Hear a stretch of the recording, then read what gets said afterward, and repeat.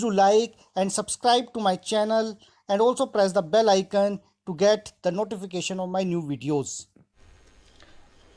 Hello दोस्तों, मैं sir doctor अभिषेक महेश्वरी। देखिए, प्रधानमंत्री जी ने अपने भाषण में कहा था कि जब भारत को सोने की चिड़िया कहा जाता था उस समय वो आत्मनिर्भर ही था।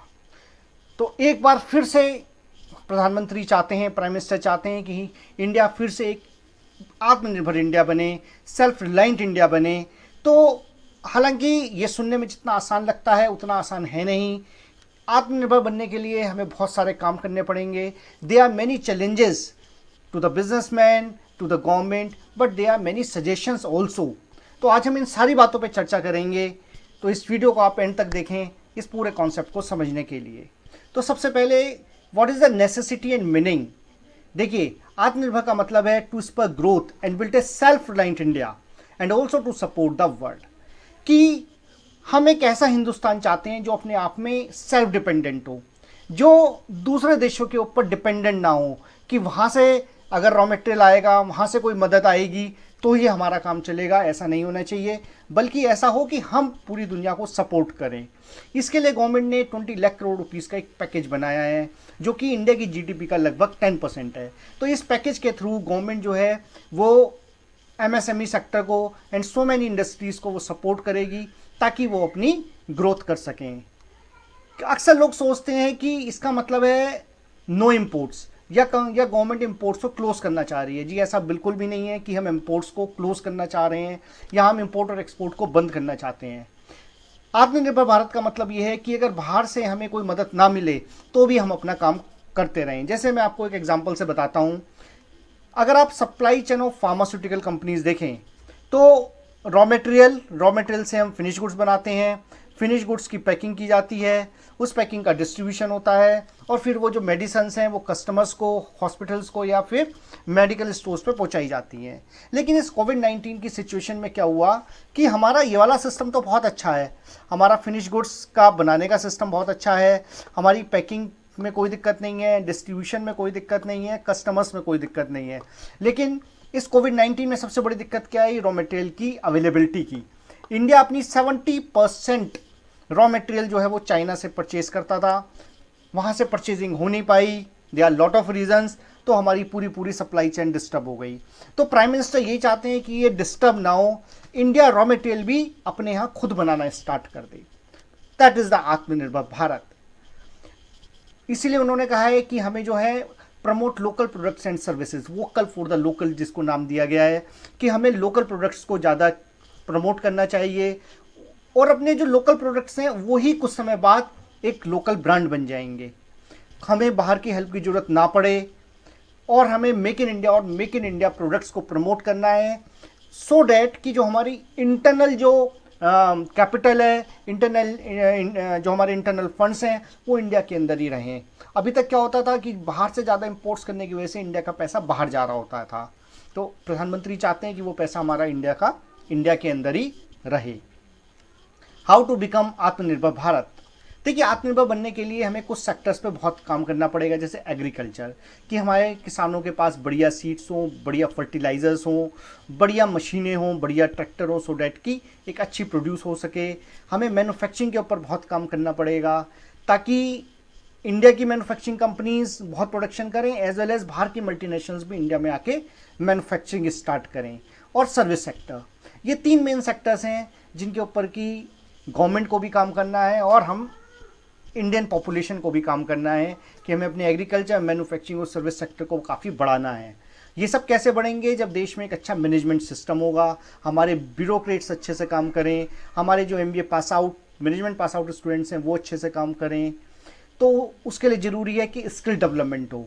तो उसके लिए प्राइम मिनिस्टर जी ने एक स्किल डेवलपमेंट मिनिस्ट्री भी बना रखी है, डिपार्टमेंट भी बना रखा है। टेक्निकल स्किल्स बढ़नी चाहिए लोगों की। देखिए, इंडिया में टैलेंट की कमी नहीं है, इंडिया में कमी है तो सिर्फ रिसोर्सेज की। इसीलिए आप देखेंगे कि इंडिया के जितने IITs इंजीनियर्स हैं, जितने IIMs पास आउट हैं, वो सब फॉरेन में जाकर के, यूरोप अमेरिका में जाकर के जॉब करते हैं। तो आज यूरोप अमेरिका सक्सेस है तो वो इंडियन लोगों की वजह से सक्सेस है। तो अगर हम अपने उन टैलेंटेड लोगों को यहीं रोकने में कामयाब हो गए तो इंडिया भी आत्मनिर्भर बन जाएगा। और सेवन्थ पॉइंट इज इनोवेशन। कोई भी कंट्री अगर आगे बढ़ा है तो वो अपने रिसर्च एंड डेवलपमेंट की वजह से आगे बढ़ा है। तो हमें अपने कंट्री में लगातार इनोवेशन पे काम करना पड़ेगा, नई से नई टेक्नोलॉजी डेवलप करनी पड़ेगी, सो डैट कि हम पूरी दुनिया में सबसे आगे रहें। तो 5 पिलर्स दिए हैं इंडिया के सेल्फ रिलायंट बनने में। नंबर 1 इकोनॉमी, कि हमें अपनी जीडीपी को बहुत तेज़ी से बढ़ाना है।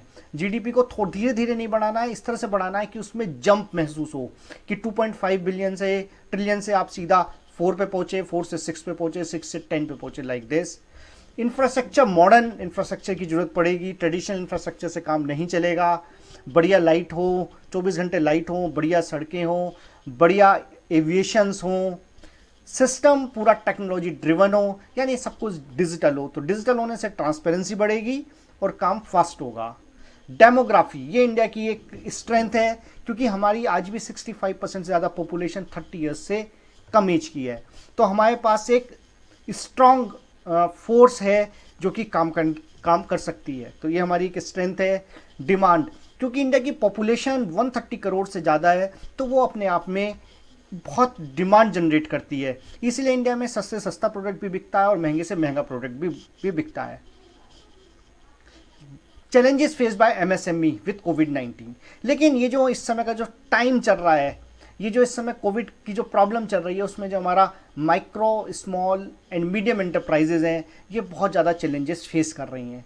इसी वजह से गवर्नमेंट ये आत्मनिर्भर भारत का एक अभियान लेके आई है, एक कैंपेन लेकर के आई है। इन एमएसएमईज के साथ दिक्कत क्या चल रही है? Shortage of working capital. ये छोटी जो इंडस्ट्रीज होती हैं, इनके पास बहुत लिमिटेड फंड्स होते हैं और इस समय इनके फंड्स डेटर्स में या स्टॉक के अंदर फंसे हुए हैं, तो इनके पास वर्किंग कैपिटल की दिक्कत है, बिजनेस चलाना इनके लिए मुश्किल हो रहा है। कहीं ना कहीं ये बड़े अनऑर्गेनाइज सेक्टर्स को बिलोंग करते हैं। करीबन 60 to 70% तो यूनिट्स ऐसी हैं जो कहीं रजिस्टर्ड ही नहीं है, मोस्टली अनरजिस्टर्ड यूनिट्स हैं।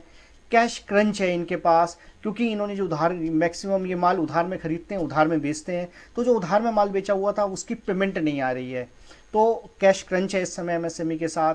सप्लाई चेन पूरी तरह से डिस्टर्ब हो चुकी है, क्योंकि रॉ मटेरियल की दिक्कत है, कहीं लेबर की दिक्कत है, कहीं इलेक्ट्रिसिटी की दिक्कत है, तो कहीं ना कुछ दिक्कत चल रही है। कहीं सप्लाई के अंदर आप समझ लीजिए डिमांड की दिक्कत है, तो इस वजह से एमएसएमई अपना काम प्रॉपरली नहीं कर पा रही है। And associated challenges for the government, ऐसे समय में इस कोविड की सिचुएशन में गवर्नमेंट के आगे भी कई सारे चैलेंजेस हैं। लिक्विडिटी प्रॉब्लम, की मार्केट में लिक्विडिटी की बहुत प्रॉब्लम है। कोई भी इंडिविजुअल, कोई भी अभी इस समय अपने जो फंड्स हैं उनको खर्च नहीं करना चाह रहा है, सिर्फ एसेंशियल आइटम्स के ऊपर खर्चा किया जा रहा है, अनएसेंशियल पे कोई स्पेंडिंग नहीं हो रही है, तो मार्केट से कैश गायब हो चुका है। लैक ऑफ डिमांड है, अनएसेंशियल प्रोडक्ट्स को कोई नहीं खरीद रहा है, तो मार्केट में डिमांड की कम है। Missing backward and forward link, कि कहीं ना कहीं सप्लाई चेन के अंदर डिस्टर्बेंसेस हो गए हैं। ग्रोइंग बजट डेफिसिट, गवर्नमेंट जो ये पैकेजेस लेके आ रही है, गवर्नमेंट जो लेबर पे काम कर रही है, जो गरीबों पे काम कर रही है, उससे जो गवर्नमेंट का जो बजटरी डेफिसिट है वो लगातार बढ़ता जा रहा है, जिससे कहीं ना कहीं एक इन्फ्लेशन के बढ़ने की बहुत ज़्यादा प्रोबेबिलिटी होती है। And difficulties in mobilising finance, क्योंकि गवर्नमेंट के लिए, गवर्नमेंट का जीएसटी रेवेन्यू बहुत कम हो गया है, गवर्नमेंट के टैक्सेस रेवेन्यूज बहुत कम हो गए हैं, तो गवर्नमेंट के लिए फंड्स को मोबिलाइज करना बड़ा मुश्किल हो गया है। तो these are the challenges and they are some suggestions कि गवर्नमेंट ऐसे क्या काम करे जिससे कि दोबारा से इकोनॉमी रिवाइव हो और हम आत्मनिर्भर भारत की तरफ आगे बढ़ना स्टार्ट करें। तो सबसे पहला है टैक्स रिलीफ, कि गवर्नमेंट को कुछ ऐसे मेजर्स करने चाहिए जिससे कि टैक्स रिलीफ हो आम जनता के लिए, कंपनीज़ के लिए, एमएसएमईज़ के लिए। तो उसके लिए गवर्नमेंट ने किया भी है। जैसे पहले इंडिविजुअल्स के लिए टैक्स रिटर्न की लास्ट डेट जो होती थी वो 31 जुलाई होती थी, अभी गवर्नमेंट ने इसको 30 नवंबर कर दिया है, ताकि पब्लिक के हाथ में थोड़ा सा पैसा रहे। लिक्विडिटी टू रूरल सेक्टर में गवर्नमेंट ने काम स्टार्ट किए हैं, कुछ कंस्ट्रक्शन के काम स्टार्ट किए हैं, ताकि लोग रूरल सेक्टर में भी लोगों को फंड्स मिलें, वहाँ पैसा पहुँचे और वो डिमांड जनरेट हो सके। माइग्रेंट जो लेबरर्स हैं वो जहाँ की हैं उन्हें उसी जगह पर काम दिया जाए, सो डैट कि जो बहुत ही हमारे बैकवर्ड एरियाज़ हैं वो भी धीरे धीरे डेवलप होना स्टार्ट करें। Longer loan payment and suspension of insolvency, तो गवर्नमेंट लोन्स में रिबेट दे रही है, टाइम एक्सटेंड कर रही है। जो लोन आपके 15 साल के थे, गवर्नमेंट कह रही है कोई बात नहीं, आप 20 साल में दे दीजिए। अगर आपके पास अभी कुछ महीनों में दिक्कत है तो आप इंस्टॉलमेंट नहीं दे सकते, नहीं दीजिए। तो ये सारे काम गवर्नमेंट कर भी रही है। रिलीफ टू मिडिल क्लास के लिए गवर्नमेंट ने रिलीफ दिए हैं, टैक्सेस की डेट्स बढ़ा दी गई हैं, एज वेल एज जैसे फॉर एग्जांपल पहले आपका जो TDS था किसी भी कॉन्ट्रेक्चुअल पे, किसी भी स्किल के ऊपर आपने को कोई पेमेंट मिलता था तो पहले 10% TDS कटता था, अब गवर्नमेंट ने इसको 7.5% TDS कर दिया है, ताकि वो जो 2.5% जो 2.5% जो TDS कम किया उससे कहीं ना कहीं जो इंडिविजुअल है उसके हाथ में ज़्यादा पैसा आएगा, वो ज़्यादा खर्चा करेगा, तो मार्केट में कहीं ना कहीं डिमांड बढ़ेगी, मार्केट में लिक्विडिटी बढ़ेगी। इनडायरेक्ट टैक्सेस के अंदर गवर्नमेंट ने GST रिफंड्स को फास्ट किए भी हैं और कर भी देना चाहिए, जहाँ जहाँ भी रिफंड्स रुके हुए हैं वो गवर्नमेंट को बढ़ा देने चाहिए, और GST कंप्लायंसेस जो हैं इसमें थोड़ा सा रिलैक्सेशन देना चाहिए, थोड़ा सा GST कंप्लायंसेस ईजी करनी चाहिए। तो दीज आर द सजेशन, इनके ऊपर गवर्नमेंट को काम करना चाहिए, कुछ पॉइंट्स पे गवर्नमेंट काम कर भी रही है, तो कहीं ना कहीं इससे हम आत्मनिर्भर बनेंगे। देखिए हमारे past president APJ Abdul Kalam जी ने कहा था कि in India problem is not of unemployment, problem is of employability, कि हिंदुस्तान में बेरोजगारी की दिक्कत नहीं है, दिक्कत है कि लोग एम्प्लॉयबल नहीं है।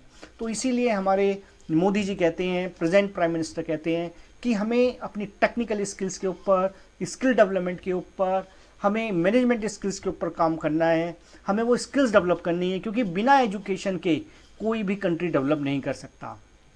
मोर एजुकेशन मोर डेवलपमेंट, तो हमें एक नॉलेज बेस्ड इकोनॉमी चाहिए, हमें एक एजुकेशन बेस्ड इकोनॉमी चाहिए, तभी हम आत्मनिर्भर भारत बन पाएंगे।